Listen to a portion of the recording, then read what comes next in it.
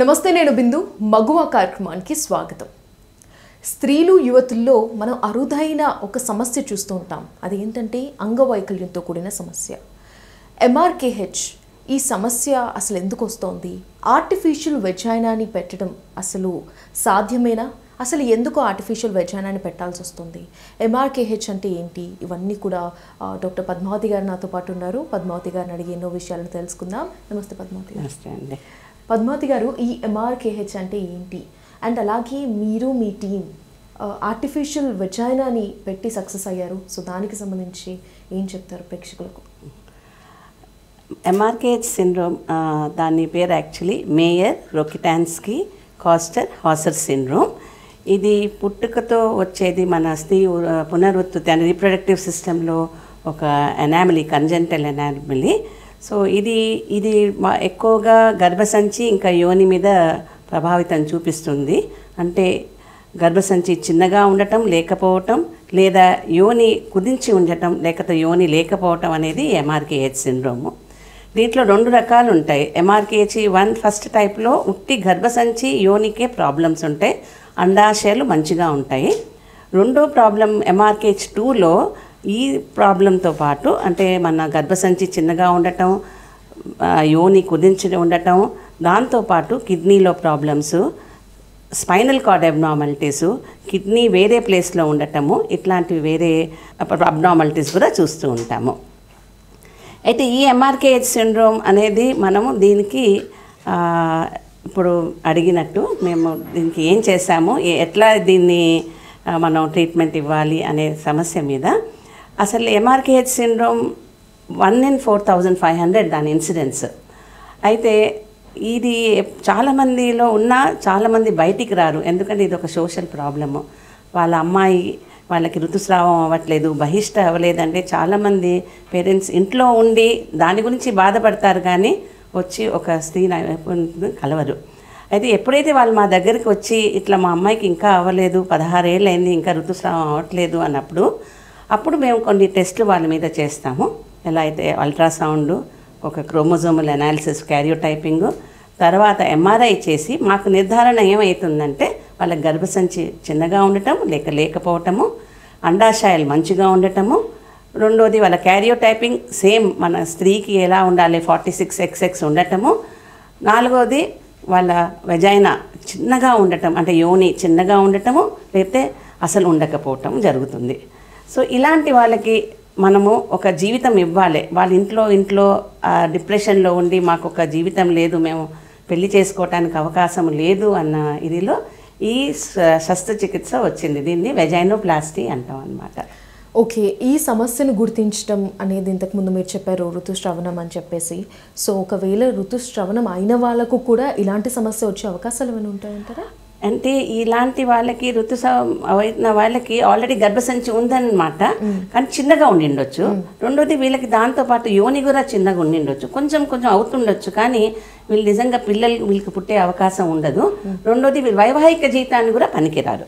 అయితే కొంతమందికి కొంచెం అవుతున్నది కదా, ఇంకా వాళ్ళకి మొదలైందని వాళ్ళ తల్లిదండ్రులు తెలుసుకోక పెళ్ళిళ్ళు చేస్తారు. ఎప్పుడైతే వాళ్ళు వైవాహిక జీవితం మొదలు పెడతారో సంభోగం టైంలో వాళ్ళకి చాలా ప్రాబ్లమ్స్, నొప్పి ఉండటంతో అప్పుడు వాళ్ళు డాక్టర్ని కలుస్తారు. అప్పుడు ఈ సిండ్రోమ్ బయటపడుతుంది. బట్ ఎక్కువ భాగం 16-17 లోపలే మనకి ఈ ప్రాబ్లం బయటపడుతుంది. ఎప్పుడైతే పేరెంట్స్, తల్లిదండ్రులు ఇంకా వాళ్ళ అమ్మాయి పెద్ద మెనార్కి రాలేదు అన్నప్పుడు వచ్చినప్పుడే మనకి ఈ ప్రాబ్లం తెలిసిపోతుంది. అయితే ప్రెగ్నెన్సీ టైంలోనే ఒకవేళ అంగవైకల్యం అలా ఉంటే తెలిసిపోతూ ఉంటుంది కదా. సో ఎర్లీ స్టేజెస్ అంటే ఇప్పుడు 16 years వచ్చే వరకు కూడా, అక్కడ వరకు కాకుండా ఎర్లీ స్టేజెస్లో ఈ సిండ్రోమ్ ఉందని తెలిసే అవకాశాలు ఎక్కడన్నా ఉంటాయి? అంటే ఇప్పుడు మనం ప్రెగ్నెన్సీలో ఉన్నప్పుడు అల్ట్రాసౌండ్లో తెలుసుకోలేమండి, దాన్ని చాలా కష్టము. కానీ 16 ఏళ్ళు, ఎప్పుడు 12-13 ఏళ్ళు అప్పుడు ఎప్పుడైతే అమ్మాయికి మెనార్కి స్టార్ట్ అవుతుందో జనరల్గా 16 ఏళ్ళ వరకు వెయిట్ చేసి అప్పటికి మన దగ్గర అప్పటికి కూడా కాకపోతే అప్పుడు ఇది డయాగ్నోసిస్ అవుతుంది. ఎందుకంటే వీళ్ళకి స్త్రీ క్రోమోజోమ్ క్యారియోటైపింగ్ మంచిగా ఉంటుంది, అందుకనే వాళ్ళకి రొమ్ములు పెరగటము, ట్యూబిక్ హెయిర్, ఆర్మ్ పిట్స్లో హెయిర్, సెకండరీ సెక్షువల్ క్యారెక్టర్స్ అన్నీ మంచిగా ఉంటాయి. సో ఒక స్త్రీగా ఉంటారు కాబట్టి వాళ్ళు ఎవరికి ఏమీ అనుమానం రాదు. కాకపోతే ఎప్పుడైతే వాళ్ళకి పీరియడ్స్ రావట్లేదో అప్పుడు వాళ్ళు మన దగ్గరికి సలహాకి వస్తారు. ఓకే, ఈ సిండ్రోమ్ రావడానికి గల కారణాలు ఏంటంటే ఏం చెప్తారు? ఇది డెవలప్మెంటల్ ప్రాబ్లం అండి, కంజెనిటల్ అనామలీస్. ఎప్పుడైతే మన శిశువు లోపల తయారీ అవుతున్నప్పుడే అది జరుగుతుంది. సో అది కంజెనిటల్ అనామలీ. అది ప్రాపర్గా డెవలప్ అవ్వదు వాళ్ళకి గర్భసంచి. ఎక్టోడర్మ్ ప్లేట్ ఉంటుంది, న్యూరో ఎక్టోడర్మ్ ప్లేట్ అని, అది ప్రాపర్గా ఫామ్ కానప్పుడు మనకి యూట్రస్ యోని సరిగ్గా ఫామ్ అవ్వదు. ఓకే, సో ఈ సర్జరీ అనేది మీరు ఫస్ట్ సర్జరీ ఎప్పుడు చేయడం జరిగింది? మీరు ఇంకా మీ టీం దీన్ని ఒక సక్సెస్ఫుల్ సర్జరీగా కూడా మీరు కన్సిడర్ చేశారు. సో దానికి సంబంధించి ఎన్ని గంటలు పడుతుంది ఈ వాజినల్ సర్జరీ అనేది? యాక్చువల్లీ ఇది ఇప్పుడు మేము ఒక 15 years బ్యాక్ ఒక అమ్మాయి ఇలానే మా దగ్గరికి వచ్చినప్పుడు మేము తనకి పీరియడ్స్ అవ్వలేదు కానీ బాగా కడుపులో నొప్పి ఉన్నదని మేము ఎప్పుడైతే ఇన్వెస్టిగేషన్ చేసాం అది మేము కనుక్కోగలిగాము.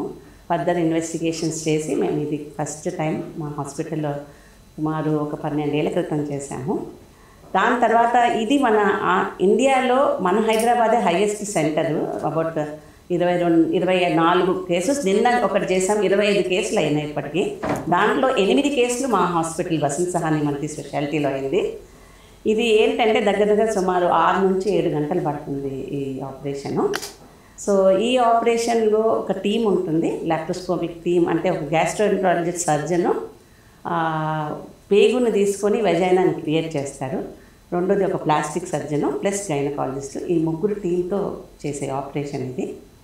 సో ఇది మేము ఫస్ట్ టైం చేసినప్పుడు ఓపెన్ చేసాం. అంటే పూర్తిగా కడుపు కోసి దాన్ని పేగుని ముక్కలాగా తయారు చేసి యూనిన్ తయారు చేసాము. కానీ తర్వాత అంత పెద్ద ఆపరేషన్ ఒక చిన్న పిల్లకి చేయటం వలన వాళ్ళకి చాలా పోస్ట్ ఆపరేటివ్ ప్రాబ్లమ్స్ రావటం బట్టి ఇంకా నెక్స్ట్ స్టెప్ లాప్రోస్కోపీ ద్వారా చేయటం. లాప్రోస్కోపీ అంటే చిన్న 5 ఇంచుల హోల్స్ కడుపు మీద 2-3 వేసి దాని ద్వారా, అంటే ఇప్పుడు ఈ ఆపరేషన్ ఏదైతే మేము చేస్తున్నామో వెజైనోప్లాస్టీ అనేది, దీంట్లో 2 రకాలు ఉండేవి. వెనకటికి అంటే కొన్ని ఏళ్ల క్రితం బయట చాలామంది వెజైనాలో స్కిన్ గ్రాఫ్ట్ పెట్టేవాళ్ళు. అంటే మన బటక్స్ మీద ఉన్న స్కిన్ తీసేసి ఒక వెజైనా క్రియేట్ చేసేవారు. కొంతమంది ముందు సర్జరీ లేకుండా చేయడాన్ని డైలేటర్స్ ఉంటాయి, అవి ప్లాస్టిక్ డైలేటర్స్తో యోనిని పెద్దగా చేయడానికి ట్రై చేసేవాళ్ళు. కానీ అది కొన్నేళ్ళకి మళ్ళీ ముడుచుకోపోతూ ఉంటుంది. తర్వాత స్కిన్ గ్రాఫ్ట్ ట్రై చేశాము. స్కిన్ గ్రాఫ్ట్లో కూడా స్కిన్కి బ్లడ్ సర్క్యులేషన్ సరిగా అందక మళ్ళీ యోని మూసుకోపోయే అవకాశం ఉంటుంది. రిపీటెడ్ సర్జరీస్ అవసరం పడుతుంది.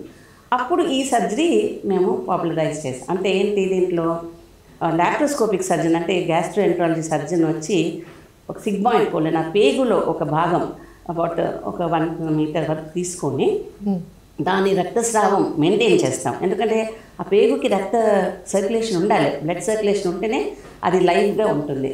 కింద నుంచి ఆ వెజైనా ఏదైతే మూసుకోపోయిందో దాన్ని పెద్దగా ఓపెన్ చేసి ఆ పైన కడుపులోంచి ఆ పేగుని కిందికి లాగేసి వెజైనాకి కుట్టేస్తాము. వెజైనా వాల్స్కి కుట్టి ఒక వెజైనా ఆర్టిఫిషియల్ వెజైనా క్రియేట్ చేస్తాము. అయితే ఇప్పుడు పేగు అనేది చాలా సాఫ్ట్గా ఉంటుంది. సో మా పెళ్ళి అయినాక వాళ్ళ వైవాహిక జీవితంలో ఆ వెజైనా కూడా ఎక్స్టెండ్ అయ్యే అవకాశం ఉంటుంది, ఫ్లెక్సిబుల్గా ఉంటుంది, దాని డిస్టెన్సిబిలిటీ ఉంటుంది. అంటే అది పెద్దగా ముడుచుకోపోదు. సో వాళ్ళకి వైవాహిక జీవితంలో ప్రాబ్లం ఉండదు. దానికి బ్లడ్ సప్లై, నర్వ్ సప్లై అన్నీ ఉంటాయి కాబట్టి వాళ్ళకి కూడా కోరికలు కలుగుతాయి. వాళ్ళ వైవాహిక జీవితంలో చాలా సంతోషంగా ఉండగలుగుతారు. ఓకే, సో ఈ ఆపరేషన్ చాలా డెలికేట్ సర్జరీ కాబట్టి పేగుని జాగ్రత్తగా ముక్కలు కోసి ఆ మిగతా 2 పేగు ఏదైతే కోసిన పేగుని మళ్ళీ ఇచ్చేసి ఈ పేగు ముక్కని కిందికి లాగి మేము దీన్ని లాప్రోస్కోపీ సిగ్మాయిడ్ వెజైనోప్లాస్టీ అంటూ ఉంటాం అన్నమాట. అయితే దీనికి ఇప్పుడు వరకు మన హైదరాబాద్లో అయిన 25 సర్జరీస్లో డాక్టర్ రాజేష్ వాసు అనే ప్లాస్టిక్ సర్జన్, ఇప్పుడు ఆయన తర్వాత లాప్రోస్కోపిక్ సర్జన్ టీం ఉంటుంది దీనికి. తర్వాత మాకు మంచి సపోర్ట్, ఎందుకంటే 5-6 గంటలు ఎనస్థీషియా ఇచ్చే సపోర్ట్ ఉండాలి. డాక్టర్ భరత్ గారు అని మాకు ఒక టీం ఉంది. దాంతో మేము మా హాస్పిటల్లో ఇప్పుడు 8 సక్సెస్ఫుల్గా చేయగలిగాము. దాంట్లో 4 పెళ్ళిళ్ళు చేసుకొని వైవాహిక జీవితం ఆనందంగా గడుపుతున్నారు. 2 అడాప్షన్స్ తీసుకున్నారు. ఇంకా 2 అమ్మాయిలు వాళ్ళ సరోగసీ ద్వారా ప్రెగ్నెన్సీ వెళ్ళాలని అనుకుంటున్నారు. ఎందుకంటే వీళ్ళలో అండాశయాలు బాగుంటాయి, అండం విడుదల అవుతుంటుంది. సో ఆ అండం ద్వారా వాళ్ళ సరోగసీకి వెళ్ళగలుగుతారు. అయితే మేడం, మీరు ఏదైతే సర్జరీ గురించి చెప్పారో నిజంగా గ్రేట్ అనే చెప్పుకోవాలి. సో ఈ సక్సెస్ రేట్ అంటే ఎంత అంటే ఏం చెప్తారు? బికాస్ ఒక సర్జరీ చేసినప్పుడు there will be successful cases and unsuccessful అయిన కేసెస్ కూడా ఉంటాయి. బట్ ఈ సర్జరీకి సంబంధించిన సక్సెస్ రేట్ ఎంత అంటే ఏమంటారు?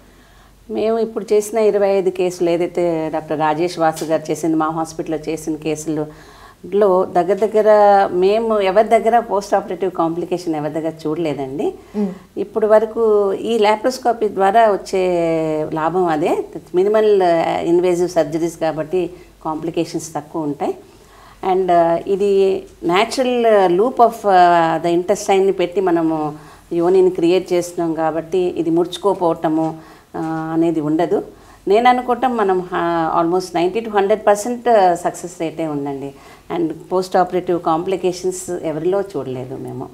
సో మేము కూడా ఒక 25 కేసులు వాళ్ళ పేషెంట్ టెస్టిమోనియల్స్ తీసుకున్నప్పుడు కూడా వాళ్ళందరూ కూడా చెప్పింది ఏంటంటే వాళ్ళ వైవాహిక జీవితం చాలా ఆనందంగా ఉందని చెప్పారు.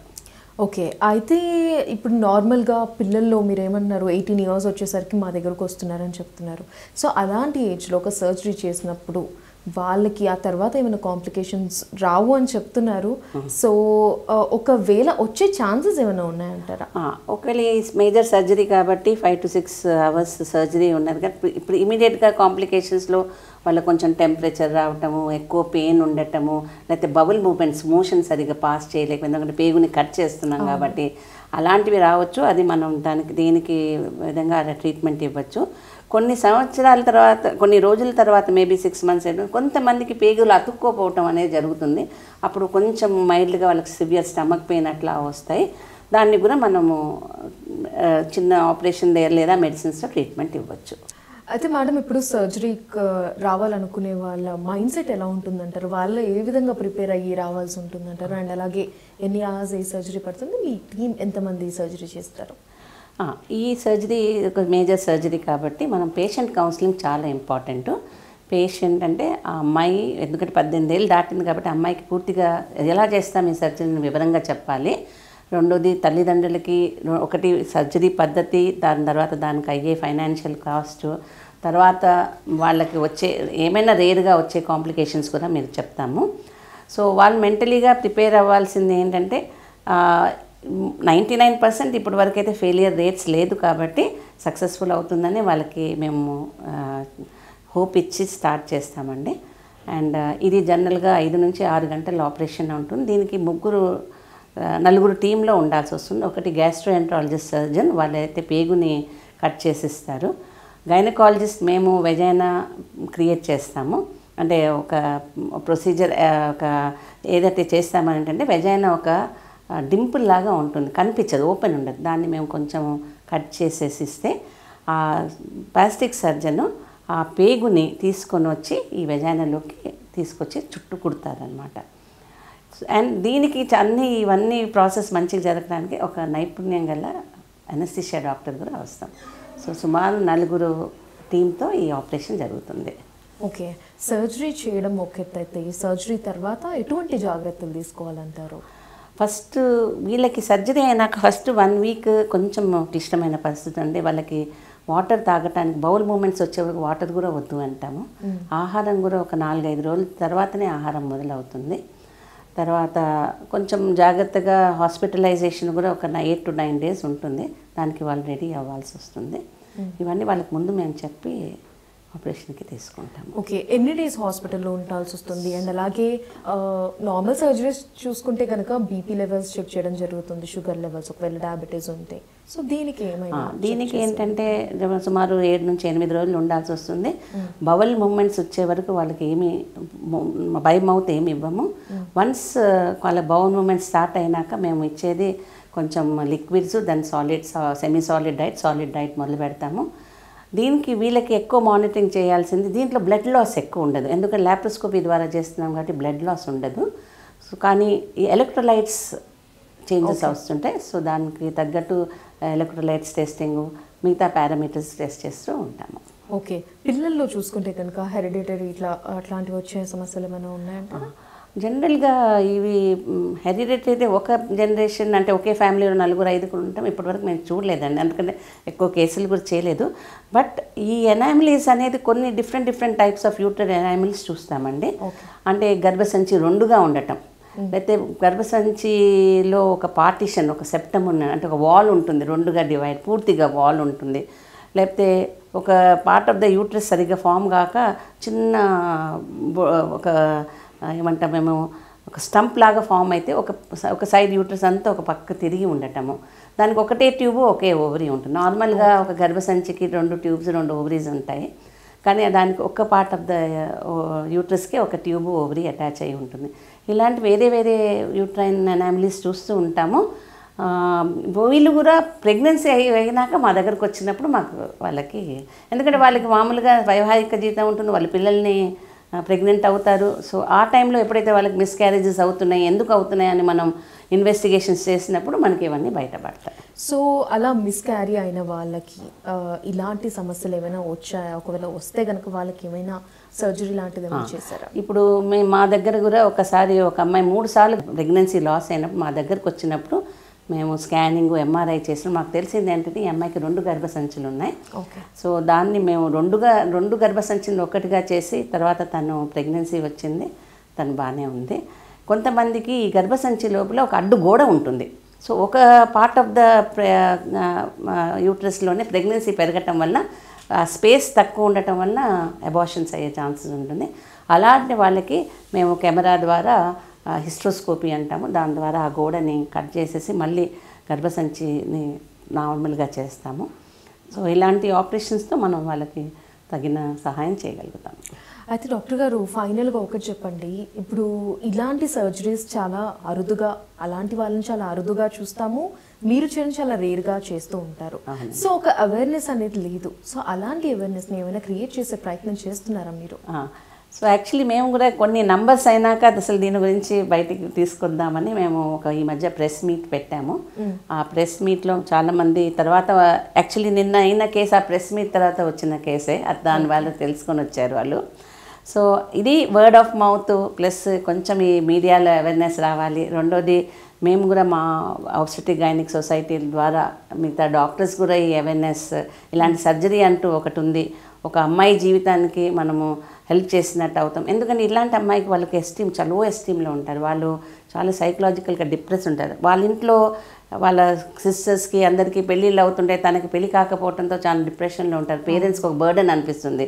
అలాంటి వాళ్ళకి మనం ఇట్లాంటి ఒక సొల్యూషన్ చూపించినప్పుడు వాళ్ళని ఒక ఫ్యామిలీ, వాళ్ళకి ఒక పార్ట్నరు అవన్నీ ఇస్తుంటే వాళ్ళకి కూడా ఒక లైఫ్ ఇచ్చినట్టు అవుతుంది. సో ఈ అవేర్నెస్ కోసం మేము కూడా చూస్తున్నాం. Will publish in different papers and then slowly awareness పెంచుదాం అనుకుంటున్నాం. Thank you so much Padmavathi గారు. సో ఇలాంటి సక్సెస్ఫుల్ కేసెస్ మీరు డీల్ చేస్తున్నందుకు that's really great of you. So ఇలాంటివి ఏమైనా ఉంటే ఇంకా సక్సెస్ఫుల్గా చేయాలని చెప్పేసి కోరుకుంటున్నాను. Thank you so much. ఇది ఇవాల్టి మగువ కార్యక్రమం. Stay tune to HM TV health plus.